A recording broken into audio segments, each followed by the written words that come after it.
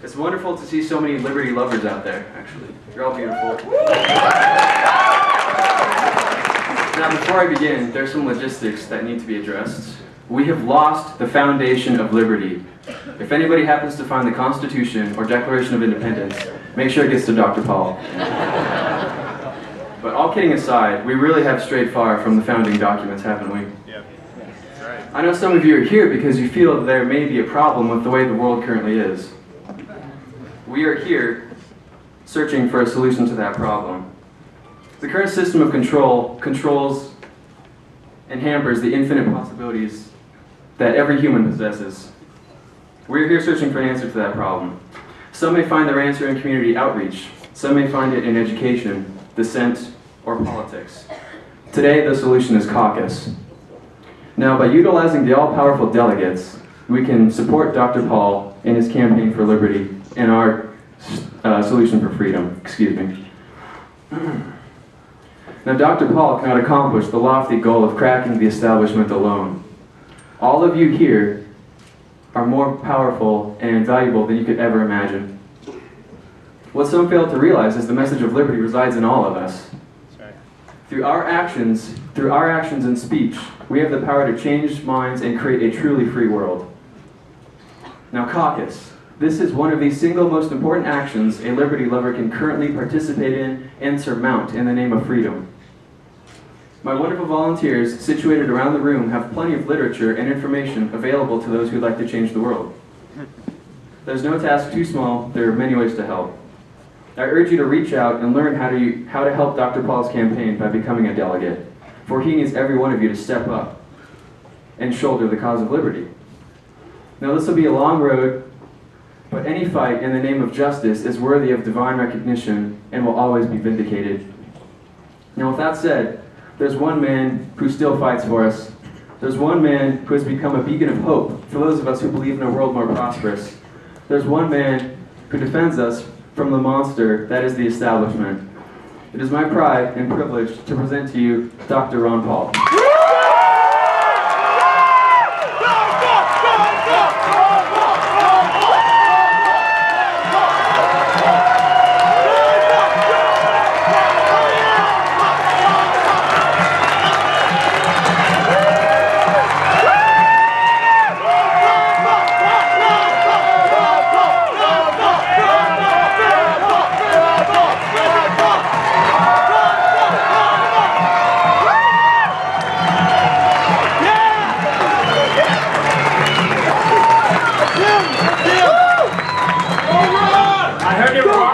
Colorado, Friends of Liberty. It's great to meet you.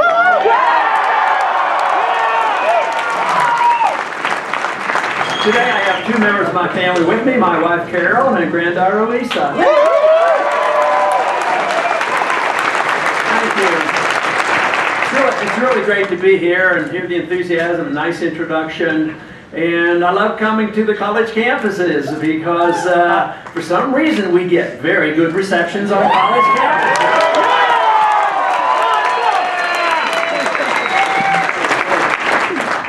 But it is an important moment in our history of what's going on because there are great significant changes. In other words, I believe we're in a transition now from an economic system that was deeply flawed. We lived on borrowed money and borrowed time and printing press money and a pretense that we could do it forever. And about 4 years ago it was discovered it was unsustainable, and now we have to face up to the truth, admit the truth, that once a country has lived way beyond its means, it's forced to live beneath its means. And now we have to make a decision on how to do that. And fortunately, it's not all that painful if we do the right things. All we have to do is return to our constitutional government, and believe me, we can get out of this mess in a very short period of time.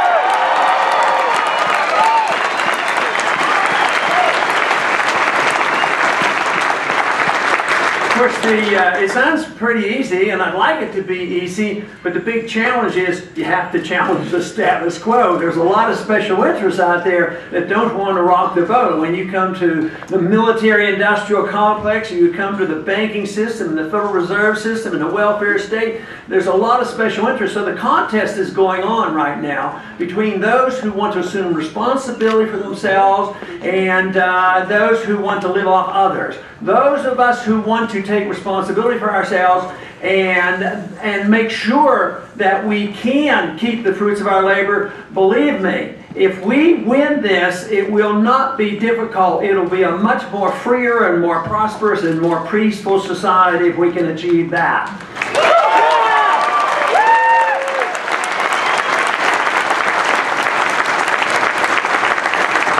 We would have to ask one basic question that the founders asked when they were pretty upset with the king. They didn't like the role of government, they didn't like the role of the king, and they did something about it. They knew exactly what they believed in. They understood the classic. They understood up into that period of time what the history of liberty was all about. And they decided they didn't want to live under the king. And there was a revolution. They wrote a document that was up until that time, and the best. It's still a great document. The tragedy is we don't follow it. And this is the reason that we must ask those same questions. What should the role of government be? The founders concluded that the role of government shouldn't be complicated. It should be to protect liberty. That's right. Nothing more complicated than that. That means protect the individuals and protect the right for you to keep the fruits of your labor, to honor and protect property rights. If we did that, we would get back to our roots. But unfortunately, over many, many years, we have drifted away from the concept of individual liberty in a republic. And unfortunately, we have accepted the dominance of a democratic society where the majority dictates to the rest and undermines the individual liberty that we all should cherish.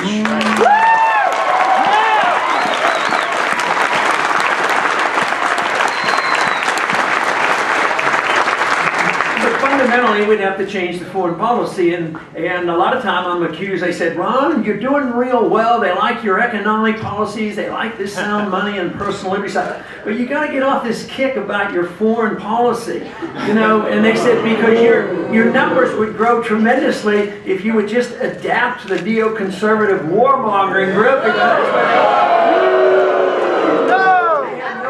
that people like you are out there and saying one of the main reasons why you are interested in our campaign is because we do have a new foreign policy, one designed to protect this country but not to be the policeman of the world. Yeah.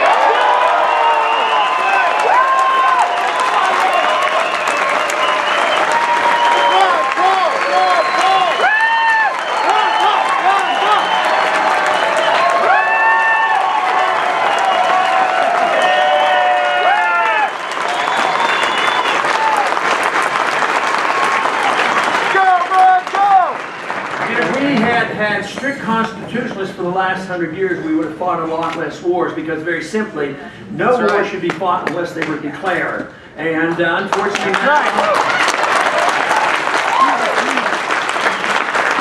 now our presidents go to war without declaration, without consultation, and it's not one party that has at fault. It's both parties have been doing this for decades. That's why we need to renew our determination to strictly adhere to the Constitution, especially with the war power issue, and make sure that no president can go to war on his own and then pretends he gets the authority from NATO or United Nations. So what would this mean? Economically, it would be a real boost. In the last 10 years, our national debt went up $4 trillion in the past 10 years because of fighting these wars. So there is an economic consequence of fighting wars. But of course, there is another physical and a life complication for it too. People lose their lives. A lot of our people lost their lives. If you add up all the lives of Americans lost in these last 10 years, both wars, and you add up the contractors, it's almost 10,000. There's 40,000 severe injuries, hundreds of thousands of military personnel coming back, begging and pleading for help. There's an epidemic of suicide from the people who have served overseas.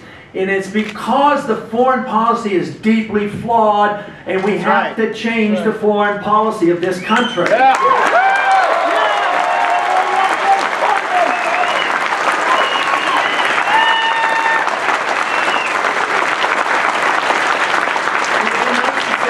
It's all the current president's fault, and all we have to do is to change the president. But if you change the president and get another president who believes the same thing, it's not going to do any good. Matter of fact, our foreign policy, unfortunately, was started by Woodrow Wilson. That's how far back it went, because he said that it is our moral obligation to be an idealist and make sure the world is safe for democracy, and we have this moral obligation to spread it with the use of force, and we've been in endless wars ever since. But the big difference now is we're bankrupt.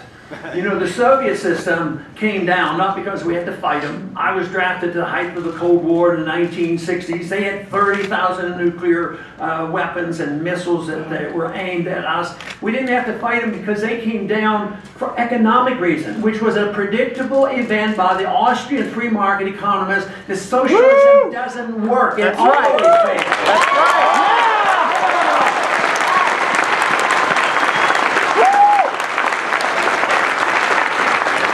But then, on top of it, the Soviets had this empire, but they went one major step too far. They were so foolish as to invade and occupy Afghanistan. And that is what brought them down. You'd think we'd learn a lesson. So here we are, bogged down. At the same time, you know, we're pretending the war ended in Iraq. It didn't end. Today, they're negotiating for sending more troops back in Iraq because it's not going well. I mean, we have a presence around the world. Nobody even knows. They asked Nada the other day, how many countries are you in? He said, what, I have to stop and think, I don't know how many countries we're in.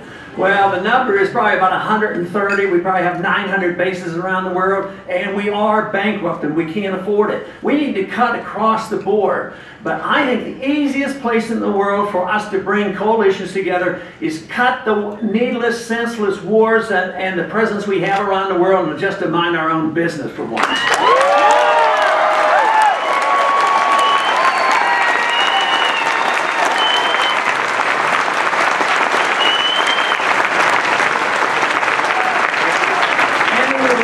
Would be a blessing. We could do that rather rapidly. Matter of fact, since a president took us into these wars without proper permission, that means a new president who has the right attitude about it could end those rules, end those wars as well by just ordering the troops to come home.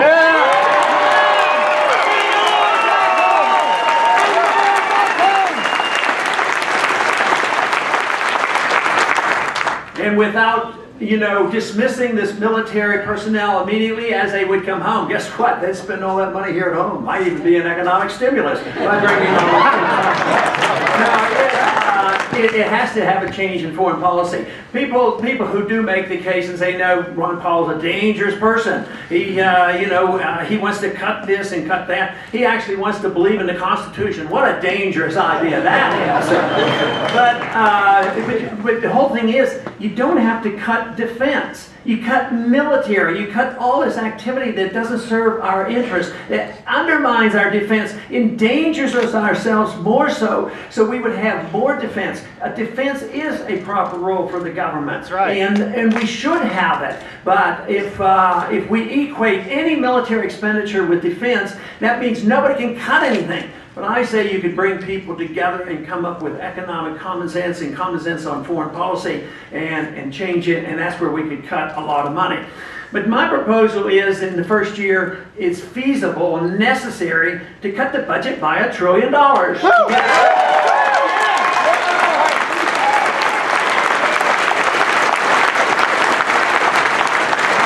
After World War II, the budget was cut approximately 60% from what we were spending, and a lot of the liberal Keynesians said, oh, that's going to bring back the Depression, and there'll be so much unemployment we have to have a jobs program and do all these kind of things. But actually, after World War II, they cut the budget by 60% and taxes by 30%. And guess what? We finally got over the Depression and jobs came back again. So this whole idea of government spending to create wealth, it failed. It brought us this crisis. And that's all they've been doing for 4 years, and we're not out of it. The question is, who gets to spend the money?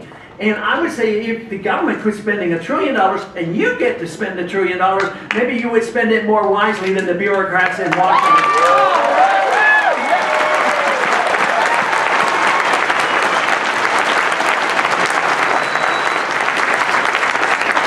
But an important reason to be very keen on understanding what the wars do to us, it undermines our economy, and it undermines the moral standards of the people. It undermines our defense against personal liberties, because when wars are going on, the people are expected to sacrifice their liberties.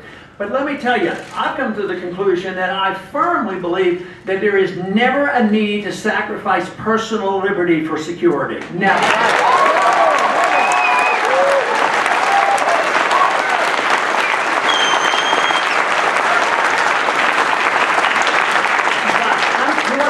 Too many people believe otherwise, especially since 9/11. There's been this idea that, oh yes, sacrificing a little bit of liberty is going to make us a lot safer. Well, I'll tell you what, all you have to do is look at a few of those TSA agents prodding people at the airport, and if you think that makes you safer, we have a big problem, but it doesn't make you safer.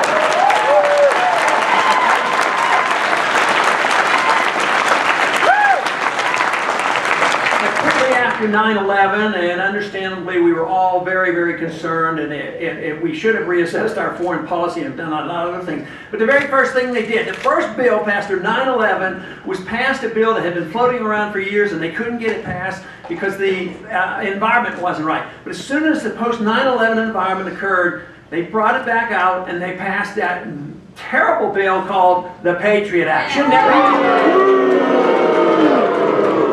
So I think if we truly want our liberties back, we should start by repealing the Patriot Act.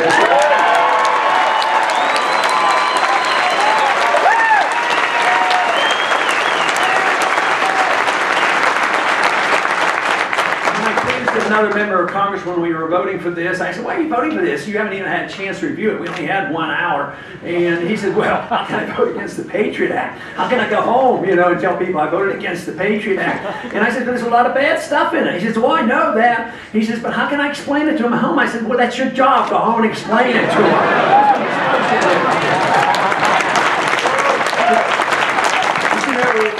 If that bill would have been called Repeal the Fourth Amendment Act, then I had a lot harder time passing it. And that's essentially what it was. But it hasn't gotten much better over this last decade. Personal liberties were too careless, and that's why this movement, this freedom movement, is so crucial. We need to reverse this attitude that we can just allow governments to codify now some of the terrible things they had been doing all along. The governments have been acting outside the law, but at least they knew that we would object, and they kept it quiet, and they did it secretly, and they'd use the CIA to overthrow governments and a lot of other things that they shouldn't have been doing.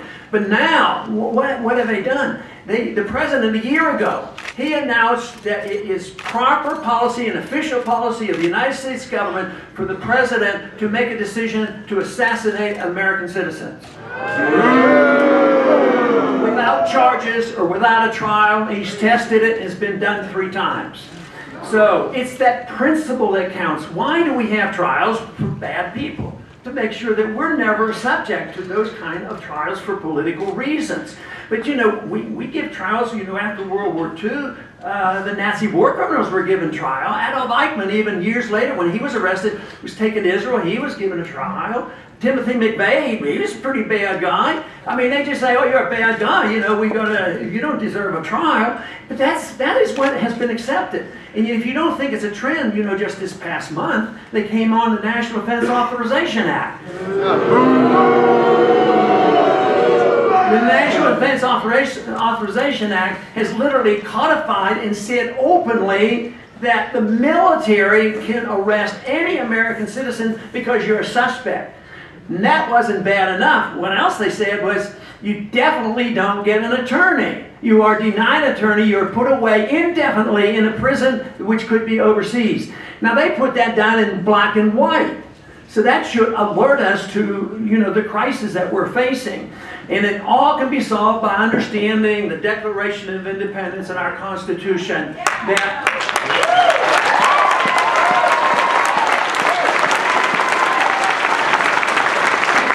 Our lives and our liberty come in a natural way or a God-given way, and if our life and liberty comes in that manner, the government can't take it away, can't take our rights away. And if we believe that the government has the authority to be arbitrary in enforcing these laws, then we're in big trouble. But the government's role should be very minor, and that is to protect liberty, not to be able to undermine what is naturally ours.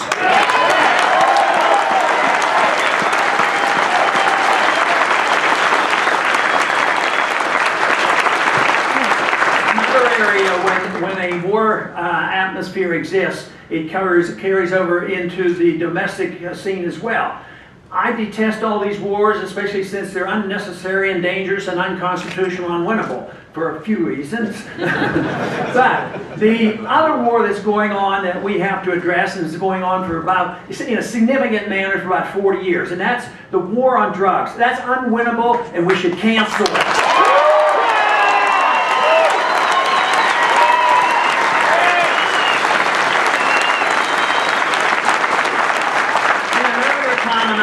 Our history, a lot of well-motivated individuals discovered that alcohol could be dangerous. And I agree. Alcohol is a very dangerous drug. Matter of fact, it's a lot more dangerous than some of the drugs that are on illegal lists right now.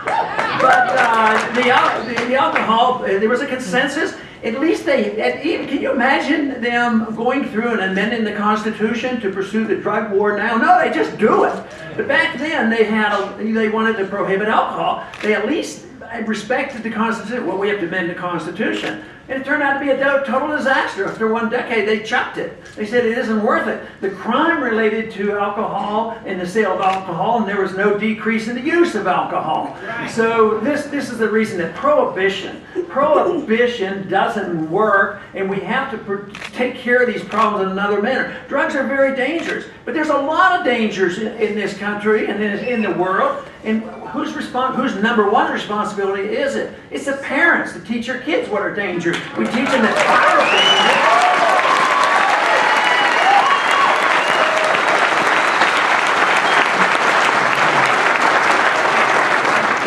But the main reason it undermines personal liberty is it's used to once again violate due process of law and the Fourth Amendment. The operations when the police come or the FBI come and these SWAT teams come in, they don't always go into the right houses. Sometimes they go into the wrong houses. Some people get killed over this. But as a physician and somebody involved in politics, I think we should treat the drug problem, which is a serious problem, treat it more like we treat alcoholism. What if we put all the alcoholics in prison and said you're a criminal? I mean, nobody wants to do that. That's because they still drink a lot of alcohol over in Washington, D.C.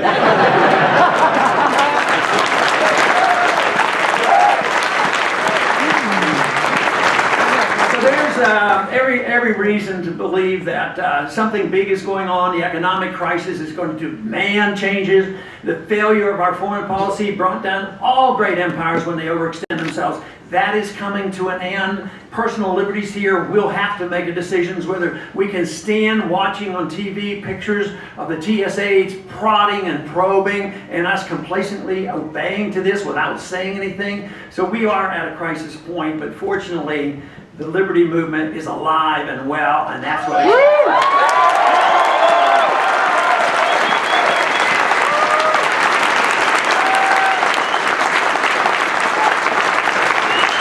I'm encouraged, as discouraging as it is to be in Washington and listening to the politicians there, which I had suggested the other day that maybe we should send a few of them to the moon. There is a lot of encouragement around the country. When I come to the college campuses and the young people who are saying enough is enough, and we want our lives back, we want our liberty back, and we will assume responsibility for ourselves. We don't believe in the welfare transfer system. We don't believe in the warfare that is going to promote American goodness around the world. If we want to promote American goodness around the world, which isn't a bad idea because there's still a lot of goodness in America, the only way you can do it is set a good example and get other people to want to emulate us.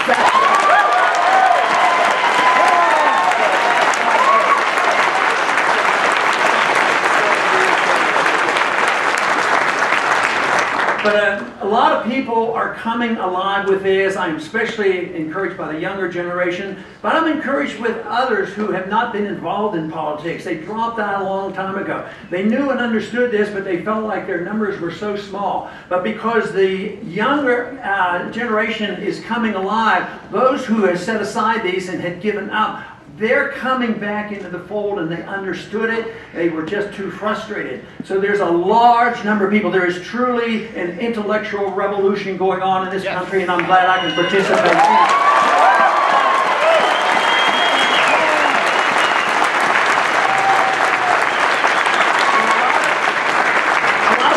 Frightened about my admonition that we should have, a free society, and people make up their own minds what they want to do with their life and with their liberty, because they're afraid they might misuse it. Sure, they might misuse their money, but that doesn't justify socialism. They might misuse their social values and mess up their lives.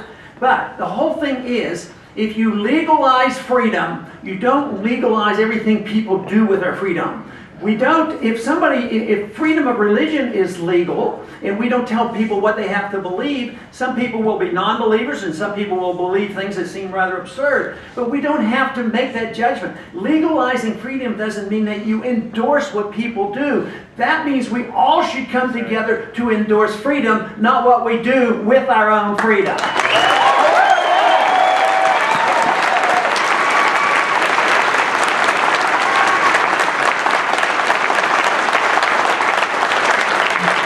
About a free society, you want to change and mold society, but you do it through persuasion and not by force, and through excellent education.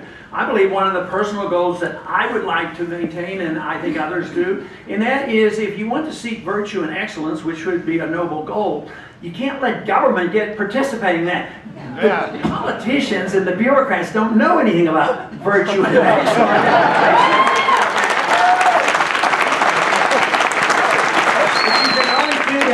Society, when the government officials decide they want to do it, they only do it at the expense of liberty.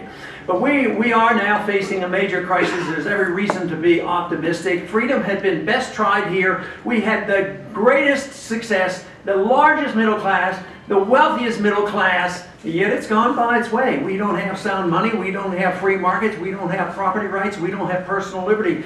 But we knew what it was like. We have a record to go back to. We don't have to invent it. It's not quite as difficult as other nations. When they break down, they don't quite have our traditions. But it won't come easily, because there's still a lot of powerful special interests that rule Washington. This is what we've turned it over to be. Once the government could divvy up the loot that they take, it just encouraged all the special interests and the lobbyists. They're in charge. We have to challenge them, and we have to defend this, and it has to be a moral cause as much as anything. We have a moral right to our life and our liberty, and we have a moral obligation not to tell other people what they want to do with their life and liberty.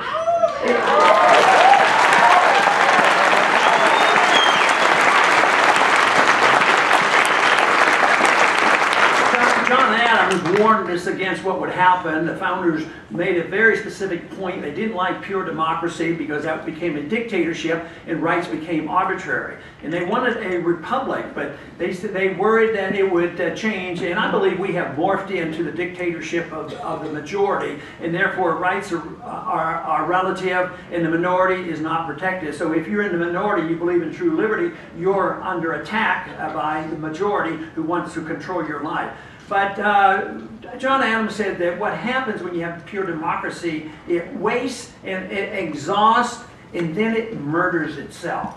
And if we continue to be neglectful, that's what we're going to do. We're going to murder our liberties. We're going to exhaust ourselves physically and economically. And then the authoritarians can pick up the pieces. The question is, are we going to allow that to happen, or are we going to insist on the traditions of America, understand what true liberty is all about, and get our freedoms back once again? That is what I stand for. That is what I argue for. That is what I campaign for. And I welcome you in this effort to restore liberty to America. Thank you.